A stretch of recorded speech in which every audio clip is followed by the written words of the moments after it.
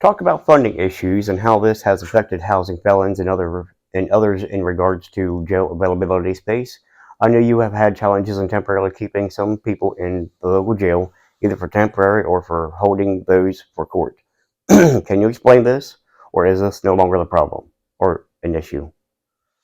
Well, housing prisoners is always an issue. Mm-hmm. We spend millions of dollars. Our per diem rates are right around $75 a day down there to house somebody.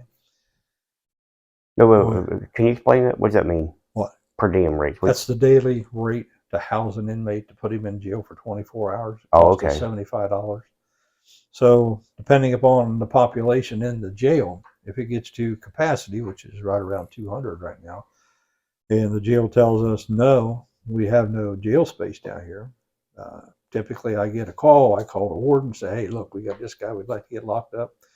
And our warden is very, very good about shuffling people around or moving people around so they can find a place. But when that's not available, and that has happened, we have no bed space. We've reached out to neighboring counties. I've contracted now with Monroe County for a number of years. I've contracted with Stark County for a number of years, Belmont County. I think we got Belmont. But anyway, we've got probably 4 or 5 other jail contracts. Zanesville City Jail, we take prisoners in there, Muskingum County, Licking County. So every jail runs into that problem of housing. Mm-hmm. The bigger counties that have bigger jails than ours are more accommodating, but their per diem rates are a little bit different. Fairfield is, I think, like $95 or $100 a day to put somebody in jail over there. And, the commissioners are, kind of frowning whenever we're paying that kind of money down there. Over there, when our jail is $75 a day. So there again, we try to move people around. But I think we've done a good job with our neighboring counties and developed contracts out here to house prisoners in other counties. The problem with that is I got to take a deputy now, run that inmate all the way there. Probably got to have him back in the morning for some type of a hearing. Yeah. Judge Wilson has been a tremendous, tremendous help for our office up there with the video arraignment program that he set up years ago. And that first initial hearing can be done on video arraignment from the jail that we have to his courtroom. So that eliminates that cost right there. Judge Boyer had me in her chambers. It's probably either early this year or last year it was to set up a program where there's an inmate in a state prison that needs to be in front of the judge for some type of a hearing, whatever it might be. She's allowed us to take a laptop, go to that prison, get that inmate outside, set him in our cruiser, and do a feed off of our laptop there, and back to her court right there, and then we take the inmate back into the prison, if that's the process that we're going to do at that time, Right. if that's available. So both those courts have pretty well bent over backwards as far as technology and helping the sheriff's office in eliminating some of that cost and some of that time to transport prisoners back and forth. Juvenile facilities in Lancaster, I don't know that we do anything like that with them. Juveniles a little bit different story because I have parents there, and so we still run them back and forth there. So, but for the most part, I think we've handled that issue fairly well with our inmates. It could be better. Mm-hmm. I can tell you where that question came from, and I could be wrong, but I believe I read that from, and I assume this is your Facebook page, the re-elect, Sheriff William R. Barker. And I think I had something, I believe it talked about the local jail where you go temporarily house, I don't know if you call them inmates, but people waiting for court or whatever it was. And that may have been a few years back. Does that sound familiar, or do I have that Well, wrong? actually, you're right on target, but it wasn't that long ago. Um, we have there in the old building at 110 West Brown Street, in the old jailhouse right there, an area designated as the temporary holding facility. Now, what happens in the morning is we'll make a jail run down to Nelsonville or wherever we have to go, and we bring the inmate back and hold them there Oh, okay. in that old jailhouse. That's where those 3 guys I told you that were hired to sit there with the inmates and take care of them. I had to have direct supervision over them while they're there. Right. We'll bring them back and set them in the first floor of the jail or set them in chairs there, and then I got a deputy that sits there and watches them.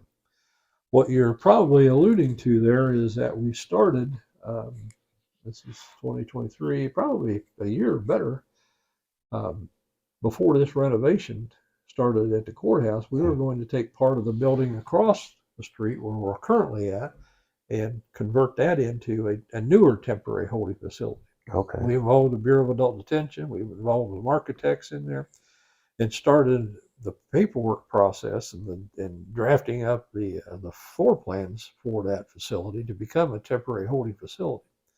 They're at 121 Right. West Brown, which is across the street. So the sheriff's office, the 911 center was going to be connected right to the temporary holding facility. The courthouse was going to be right there. But when the commissioner said, time out, Sheriff, hold on, we're not going to be able to do that right now. That was a joint decision. We're not going to be able to do that because the courts in the courthouse had to find other locations during the renovation. They couldn't be in there when they were having that renovation. So all three of those courts packed up their boxes and stuff and they moved to different locations. Judge Wilson took up that part, was going to be the temporary holding facility. Judge Boyer, she went down to the commissioner's building and took up space downstairs and upstairs, along with other county offices. And the juvenile people went into a building there right on North Main Street. That I think it might be one of Teresa Snyder's buildings. Don't hold me to that, but I think that's one that she owned. Okay. Through her agency right there, that Judge Cooper converted into her courtroom. So when that happened, and that might have been a year or so ago when you heard that, that's what stopped that process. Mm-hmm. That's on hold right now. Okay. So we're still using the old building. All right. Hoping we'll someday have a new place. Hopefully. Well, we need to be compliant with standards, and that's the whole issue right there. Right. Yeah. When you say new place, what do you mean by that? Well, how can I describe 110 West Brown? It was built in 1892 or something like that. Yeah. Sometime, maybe 1998. Are you referring to like it being torn down and build something in its footprint, or what are you referring to? Well, it doesn't meet the jail standards. Oh, okay. When I had a full service jail there, which was in my first term, we were never able to meet the standards. No. And it was pretty clear in black and white. Every time those inspectors would come around, I'd get gigged for several different things. There wasn't enough space in there, wasn't no exercise facility in there, wasn't no daily sick leave plan, wasn't no doctor to come in and checked on them, wasn't no nurse to come and checked on them. Right. You know, we tried there with Dr. Herrendine's office to work that out. I went and got a stationary pedal bicycle to alleviate a lawsuit once, and that worked. So we just didn't meet the standards.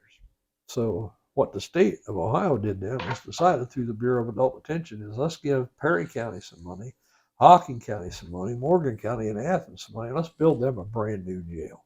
Yeah. So they built the Southeastern Ohio Regional Jail. But in order to operate it, you have to commit each county to your operational budget for your jail to run that jail facility. Okay. When I first went in office, my budget was like $682,000 Yeah.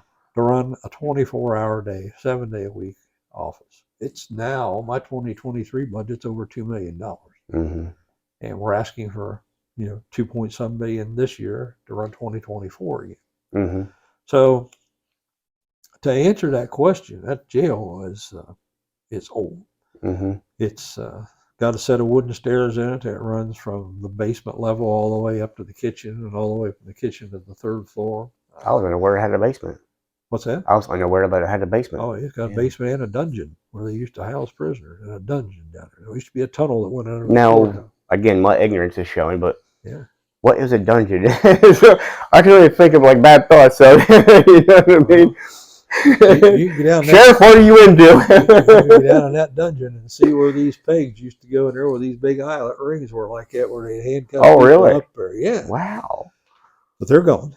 But I just know that's what was there, because at one time there was a tunnel that linked that building at 110, the old jail, to the courthouse. Oh, okay. That's why when I called the historical society up in Columbus and asked about getting that off of the registry, because it's registered as a historical site. Right. They told me that, well, that's the connection. Is that tunnel still there? Well, it is. It's plugged up, but it's got a pipe that runs through there where the heating system runs through there. Oh, okay.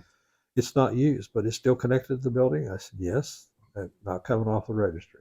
So that created a problem there. Do we want to see it tore down? It's seen its better days. The actual jail cells themselves lack water. The water's turned off back there. it's no space in there. So I think the plan for the county commissioners is to they have a grant to come in there and paint over some of this old lead paint and stuff that's in there. I mean, we've all been exposed to this place for years now in Yeah. there, and to eliminate what asbestos they find in there. I've heard them talk about painting that inside of that facility, and then moving some of the archive records into that old jail Mm-hmm. and storing them there. Right now, they're stored out on 345 in a gymnasium Oh, okay. where they're stored now. Hmm. So, do I want to see it tore down? You know, it's nice to talk about that. The grand jury, when they come around and do their tour, that, you know, the first guy ever housed there, his name was Julius Clay.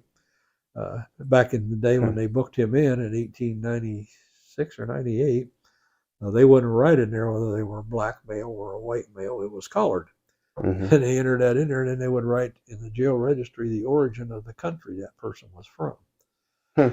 You know, at that time, back in the 1890s, think about that. People were, you know, migrating here to this country. Mm-hmm. We'd ended the Civil War by then and everything, so you got people walking around from all over the freaking world here in the United States. Yeah.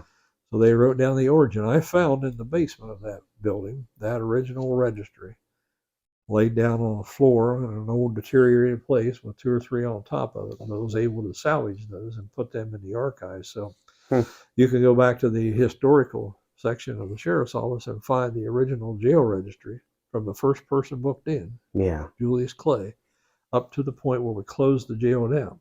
Hmm. Now, I'll tell you how outdated that deed is right there. We took pictures on a 3.5 floppy disk, and now getting somebody can open them up might be a trick. Huh. And stuck that in that jail book and drew a line across there and signed off. Wow. In history, that was the last inmate housed in there. Julius Clay. Julius Clay was his Yes. name. I feel like I've heard that name, but I'm sure I haven't. No, not But from me. it just feels like I've heard that name. Yeah. Yeah. Oh,